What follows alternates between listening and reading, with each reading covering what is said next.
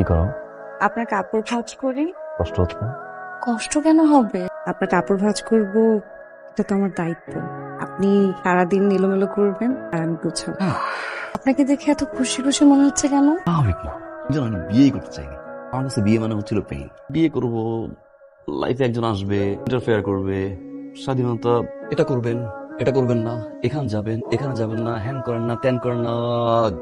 তুমি ডিফারেন্ট থাকো, কোথায় যাচ্ছেন? দেশে দেখা করে আসি। বিয়ে করছি না, ওই রাগ করে বসে আছে। আপনার কি আজকে যেতে হবে? আজকে বিয়ের পর প্রথম দিন, আজকে না গিয়ে কালকে গেলে হয় না? এটা আমার পছন্দ না।